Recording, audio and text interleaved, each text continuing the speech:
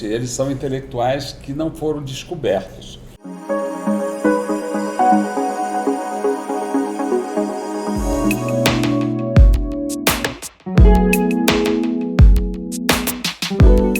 Olá, meus amigos da internet. Estamos aqui no programa do Vila, no Leblon, no Rio de Janeiro, um bairro do imaginário, da ficção, da realidade, das tramas das novelas. E hoje estamos aqui no Fratelli, um dos melhores restaurantes do Rio, para receber os artistas, produtores, promotores, professores, especialistas que promovem no Rio de Janeiro a cultura, o entretenimento, a diversão, os negócios. E pelo programa do Vila, iremos conversar com todos, e essa conversa é com intimidade, com profundidade, e vocês são nossos convidados. Pela Insigne TV, impulsionando o notável. Olha só, a oportunidade aqui do Fratelli é encontrar autoridades, personalidades, professores. E hoje eu estou aqui com o Ciro Darlan, um juiz, e nós vamos tratar sobre um assunto muito importante, que é a questão da liberdade. É isso, doutor? Juiz prende, mas o nosso tema será justamente a liberdade, o contrário daquilo que os juízes fazem. O verdadeiro juiz que aplica a justiça deveria dar mais liberdade do que punitividade. Mas, lamentavelmente, nós estamos num mundo punitivista, em que as pessoas acham que se educa através da prisão das pessoas, das advertências. A educação, o processo de educação, ele começa desde a maternidade, através da creche, tudo, de forma que esse tema da liberdade é um tema que está fazendo falta no mundo. Até mesmo estamos vendo aí, não só no Brasil, mas o cenário mundial é um cenário de atentado às liberdades. Temos vendo países aqui em guerra, ditadores assumindo presidência, como no caso do ditador norte-americano, e há várias formas de ser ditador, até através do voto. O Hitler foi ditador através do voto, foi eleito, e o Trump também foi eleito pela população norte-americana e está se mostrando aí. E acho que o Putin também foi eleito. Quer dizer, todos os ditadores da atualidade tiveram o aval do voto popular. Você trata sobre liberdade e você hoje está conduzindo uma academia do cárcere. É uma academia de intelectuais que estiveram presos. Me explica esse projeto. Muito bom, a sua pergunta é excelente. Eles são intelectuais que não foram descobertos. Pelo contrário, foram isolados, foram aprisionados. Os grandes nomes da literatura mundial, Dostoiévski, Antônio Gramsci, Guimarães Rosa, todos esses, Jorge Amado, todos esses estiveram no cárcere, sofreram as dores e o sofrimento do cárcere, e depois despontaram para a humanidade como grandes escritores e iluminam a literatura da humanidade através de seus livros. Não é diferente dentro do sistema penitenciário brasileiro, que o Supremo Tribunal Federal considera em estado de coisa inconstitucional, ou seja, o sistema penitenciário brasileiro é um sistema ilegal, um sistema inconstitucional. Quem diz isso é o Supremo Tribunal Federal. Mas, ainda assim, nós temos um colegiado de encarcerados que ultrapassa 900 mil brasileiros e brasileiras presos. E a impressão que a população tem é que quem está no cárcere é bandido, é violento, é irrecuperável. E essa não é a realidade. Durante 42 anos que eu fui juiz, eu visitei o presídio, fiz questão de conhecer quem são aqueles que nós mandamos para cumprir a pena privativa de liberdade. E lá no presídio eu conheci coisas maravilhosas, pintores, artistas plásticos, poetas, cantores, escritores, tem todo tipo, e que por um erro próprio do nosso preconceito, nós elegemos a pena de privação da liberdade como a preferencial, quando a lei nos apresenta um leque de medidas muito mais eficazes do que a privação da liberdade. E lá eu conheci muita gente escrevendo livros, escrevendo poesias, atuando em peças teatrais, fazendo artesanato. E aí, quando eu me aposentei, eu me reuni com um grupo de 40 advogados e advogadas e jornalistas e bolamos a ideia de que fazer no mesmo modelo que existe a Academia Brasileira de Letras, da elite, digamos assim, criar a Academia Brasileira de Letras do cárcere. Então, o requisito é que tenha passado pelo cárcere ou que esteja no cárcere e que tenha publicado um livro. Às vezes uma pessoa se apresenta e diz, eu queria entrar para a academia, você já esteve preso? Tive. Você escreveu? Eu escrevi, mas não publiquei. Não, mas aí a gente não quer deixar nada em dúvida, né? Nós temos 40 cadeiras, cada cadeira tem o nome de um escritor que esteve preso. Cadeira número 1, Graciliano Ramos, cadeira número 2, Nelson Mandela, Antônio Gramsci, Jorge Amado, e assim, Frei Tito, e assim por diante. Todos eles foram escritores que passaram pelo cárcere. E hoje nós já preenchemos 35 cadeiras da Academia Brasileira de Letras do Cárcere. E é de todo o Brasil, nós temos, não é do Rio, é brasileira mesmo, não é uma academia brasileira do Rio de Janeiro. A sede é no Rio de Janeiro, mas nós temos acadêmicos do Acre, temos do Rio Grande do Norte, da Paraíba, de Pernambuco, de Alagoas, de Sergipe, temos agora de Minas Gerais, temos de São Paulo, de Brasília, e estamos conquistando um do Paraná e o outro do Rio Grande do Sul. Então, é quase o Brasil de norte a sul. E eles têm assento na cadeira depois que o seu livro e o seu currículo é examinado por uma comissão de advogados que faz essa seleção, examina se foi ele mesmo que escreveu o livro, né? Porque hoje tem muita gente que não teve preso e que nem está preso, mas que encomenda livros para que outros escrevam por eles. Até pela inteligência artificial. Até a inteligência artificial é um grande parceiro, mas quem está na prisão não tem acesso à inteligência artificial. Mas eu vou retomar aqui uma conversa que eu achei muito interessante com você, que é a questão até de servir de exemplo. Quando hoje você apresenta alguém que escreveu um livro e estava numa situação, né, de cárcere, esse também é exemplo para aqueles que estão cumprindo uma pena, né? Com certeza, porque existe a possibilidade de quem está cumprindo pena remir a pena 3 dias por cada livro lido. Então há muita gente, muitos presos fazendo isso, né? Leem um livro, fazem uma resenha do livro, tem que comprovar que leu, é como se fosse numa escola, é uma prova. Essa resenha vai para a vara de execuções penais e o juiz concede a remissão da pena, né? Falando de remissão da pena, o Dirceu, o José Dirceu, ele leu mais de 300 livros enquanto esteve preso. José Genuíno também, todos esses presos políticos, que têm uma formação mais intelectualizada, eles aproveitaram esse tempo de ociosidade para botar em dia a sua leitura. E não é diferente com alguns prisioneiros que têm acesso à biblioteca, porque, na verdade, nem todos têm acesso. Há prisões aqui que são... que labutam contra a ressocialização, por exemplo, não dão aula para os presos, não oferecem trabalho para os presos. Há, inclusive, está no Supremo Tribunal Federal para decidir uma proibição de quem está preso não pode escrever livro enquanto estiver preso. É recente isso. Nossa academia até ingressou no Supremo contra essa decisão, que é um absurdo, porque você está punindo o cara 2 vezes, está tirando a privação da liberdade, está tirando a possibilidade da liberdade do pensamento, né? É um absurdo, mas é coisas que acontecem no sistema carcerário brasileiro, que está em estado de coisa inconstitucional, mas teve agora, ultimamente, de 5 anos para cá, uma decisão que proíbe o preso estar escrevendo o livro e quer mandar, através de seu advogado, através de seus parentes, para ser publicado, não pode, só quando ele sair da prisão. Quer dizer, coisas que só no Brasil acontecem.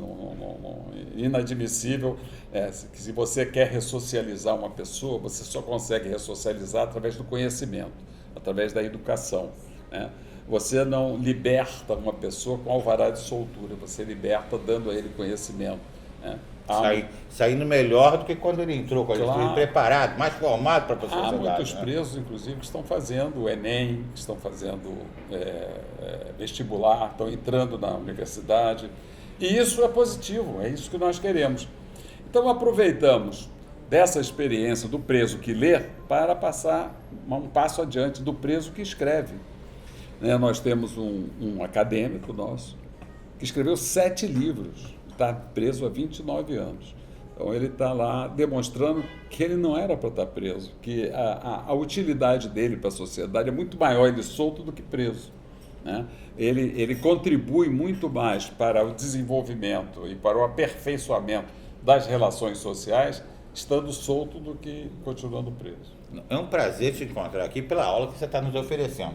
Agora, aqui é um paredão também, eu faço perguntas difíceis também. Eu gosto delas. Você é uma referência para nós todos, os artistas, né, em determinado momento, todos acho que em algum momento já estiveram com você, ou buscando uma opinião, ou até uma referência. Não, vamos conversar com o senhor pode dar opinião.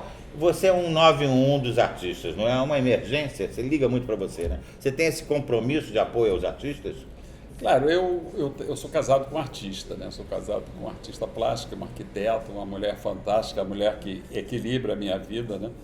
E então eu sou amante das artes, da literatura, gosto muito de ler, assistir a uma peça. Posso te recomendar uma peça? Deve, Renato. A peça da Débora Falabella, que trata do assunto da violência contra a mulher, Prima Facie, uma peça fantástica que é recomendável.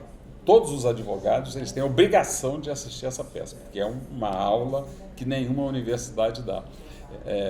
Vou dar um pouco de spoiler. É uma história de uma advogada que está habituada a absolver agentes de crimes de violência contra a mulher, ela sendo uma mulher. Então, como advogada, o advogado não escolhe o seu cliente, ele tem que aplicar o direito, tem que aplicar a lei. Então, ela, como advogada, era uma advogada fantástica, habituada a ver as contradições da vítima, a forma como a vítima ficava nervosa e tudo. Até que ela é vítima de um abuso sexual. E aí ela passa a entender o outro lado da história. E aí ela, como advogada, fala: como eu fiz mal a tantas mulheres que sofreram violência sexual, assédio moral. Então, é uma aula de direito que a Falabella dá, que a Débora Falabella dá nessa peça, que é recomendável a todos aí. Eu quero aproveitar também que aqui é também meu paredão, que é o seguinte: eu tenho compromisso com quem nos assiste. Às vezes é um jovem que busca uma carreira, está buscando uma formação profissional. Qual é o encaminhamento? Ele se torna um advogado, para ele se tornar um juiz? Como é que é esse processo? Bom, hoje o pulo de 10, eu estava conversando com as minhas netas, né? Todas elas adolescentes, em fase de escolha do que vão fazer, todas elas querem fazer direito. 2 já desistiram no meio do caminho porque começaram a olhar com mais atenção ao currículo do avô, ao currículo do pai, que também é advogado, e desistiram já passaram para a área de publicidade e tudo. Mas a grande parte hoje, a maioria das pessoas querem fazer direito, porque o direito ele abre um leque muito grande. Você não precisa fazer direito para ser advogado, né? É uma das condições, quer dizer, você precisa fazer direito, mas você não precisa necessariamente escolher a profissão de advogado. Você pode fazer o bacharelato, estudar direito e, além de advogado, você pode optar por um concurso público para procurador do seu município, você vai defender o seu município como advogado. Você pode ser promotor de justiça, você pode ser delegado, você pode ser, enfim, fazer a carreira da magistratura, você, preferencialmente, necessariamente você vai ter que ser juiz de primeira instância, e você começa sempre do interior, né, do estado. Você vai ser juiz nas cidades do interior, Campos, Itaperuna, Volta Redonda, até você fazer carreira como juiz vindo para a capital, onde estão as varas mais importantes. E ter a ascensão a desembargador. O que é o desembargador? O desembargador é o juiz mais velho, mais experiente, que já fez uma carreira de longa data, adquiriu experiência na primeira instância. E o juiz de primeira instância, ele julga monocraticamente. Você leva a causa e o juiz decide com base na lei e nas provas produzidas dos autos. Mas quando ele vai ao Tribunal de Justiça, quer dizer, ele é promovido a desembargador, desembargador nada mais é do que o título de um juiz que não trabalha mais monocraticamente, ele trabalha num colegiado. Um colegiado chamado Câmaras, de 5 desembargadores. E aí o julgamento já não é individual, já não é monocrático, é um julgamento coletivo. Né? Todo julgamento tem que ter pelo menos 3 pessoas a julgar. O relator do processo, o revisor e o vogal. O vogal é aquele que desempata, se for necessário. E depois tem a carreira superior, você pode ser, se você for um bom político, tiver um bom padrinho, você pode ir para o Tribunal Superior, o Superior Tribunal de Justiça. Se o seu padrinho for aquele mesmo pure de 10, aí se você for advogado de um presidente presidiário, você pode ser ministro do Supremo Tribunal Federal. Não, você está oferecendo aqui um leque muito importante, inclusive, ao jovem, né? Você vê a importância de ser presidiário. O homem saiu do presídio para ser presidente da República. Se tornou um presidente. Agora, aliás, o Mandela também. Eu ia citar isso agora também. Mas a questão é, você se imaginava no passado alcançar esse patamar que você hoje tem? Cara, eu vou te dizer, eu sou um camarada, você tem uma grande audiência lá no Nordeste, eu sou um camarada que saiu do sertão da Paraíba.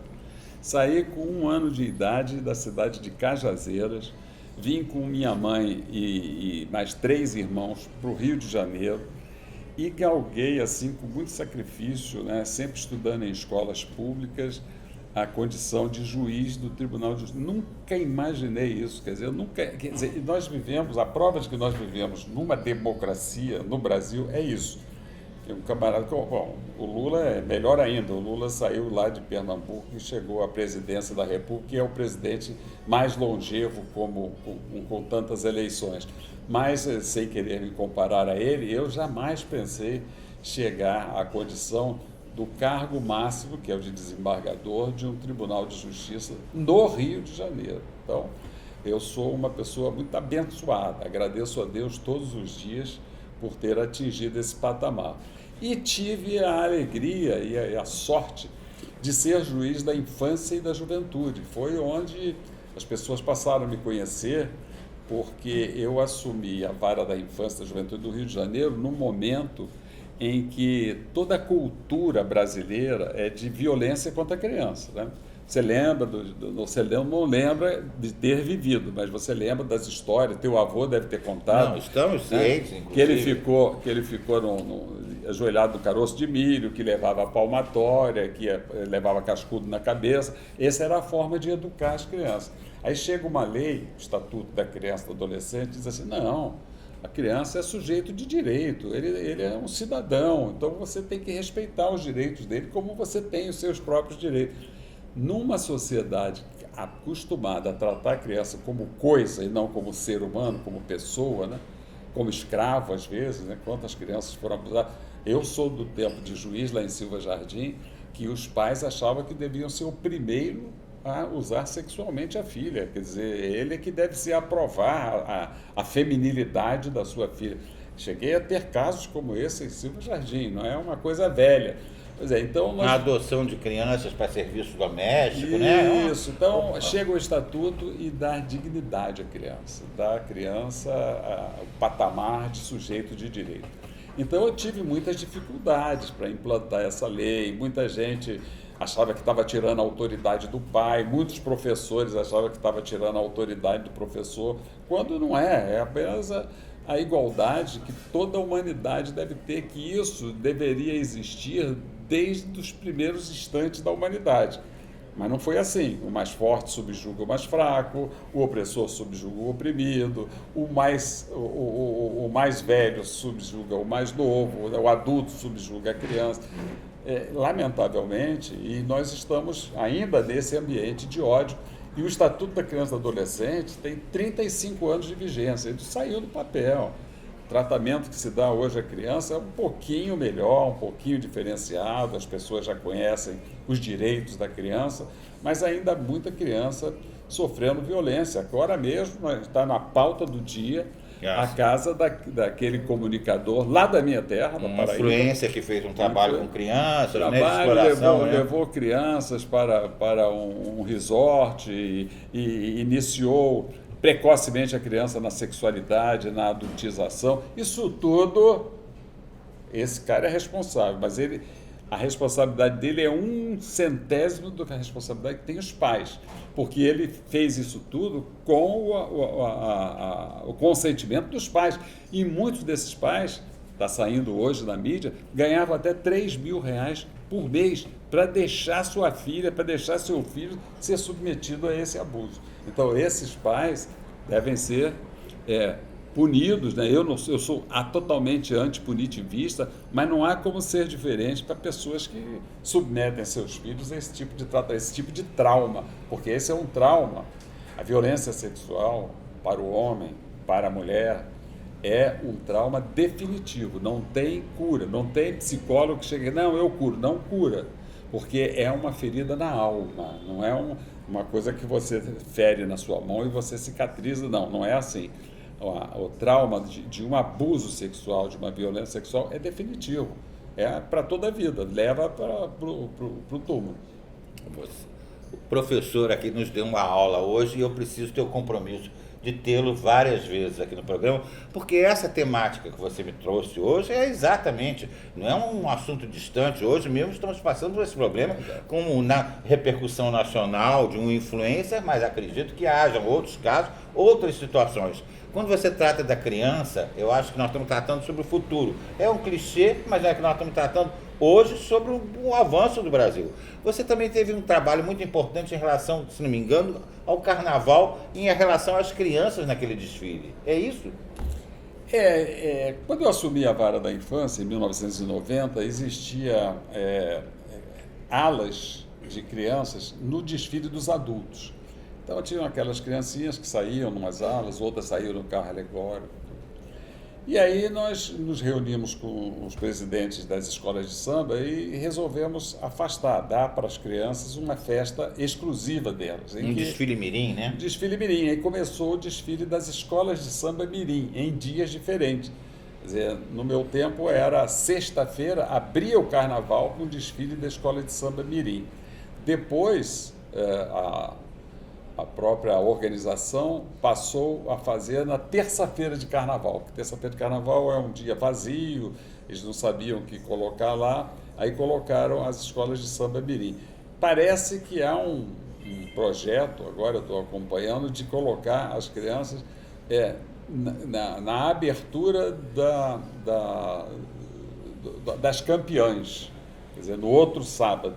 Não sei se isso vai dar certo, mas isso é uma questão de estratégia. Mas o objetivo qual era?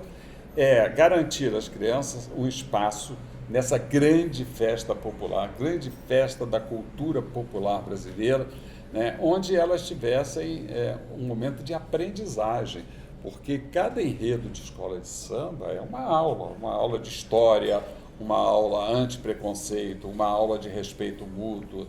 Os enredos que as escolas de samba mirim escolhem são sensacionais. Inclusive, eu estou sabendo que tem uma escola de samba aí cujo enredo para o ano que vem será o do Estatuto da Criança e do Adolescente, que é uma grande tomada, né? Porque é uma aula de educação coletiva, mostrar a importância de respeitar as crianças, porque quem não respeita as suas crianças vai ter que conviver com a criminalidade. Porque uma criança que é maltratada, que é violentada, ela aprende e ela, alimentada com a violência, ela se transforma num adulto violento. Logo, as opções dela não serão as melhores. Não, eu preciso também que você faça perdoe de usar essa expressão, né? Um contato, quem queira entrar em contato com o juiz, como pode me encontrar na internet? Nós temos um Instagram, né? Ciro Darlan Oficial, nós nos comunicamos bem pelo Instagram. Eu tenho Facebook também, mas o Facebook virou coisa de velho e eu não quero ficar velho. Não. Sou 76 anos, eu tenho que me renovar, né? Não, eu preciso renovar o seu encontro aqui todas as vezes para sempre uma boa conversa, não é isso? A pauta brilhante e os assuntos do momento, que eu acho que você trouxe hoje um painel do que está acontecendo, e essa dica é importante, inclusive, na formação de diversos profissionais hoje, né? É uma assessoria que a gente está oferecendo também. Você fala tanto em ensino à distância, nós estamos cumprindo o nosso papel. Só lhe agradeço. Muito obrigado. Como fratelli que somos, né? Estamos aqui a comemorar, a festejar e a beber morar. Por enquanto, água, mas certamente virá alguma coisa melhor. Jantaremos e brindaremos. Obrigado.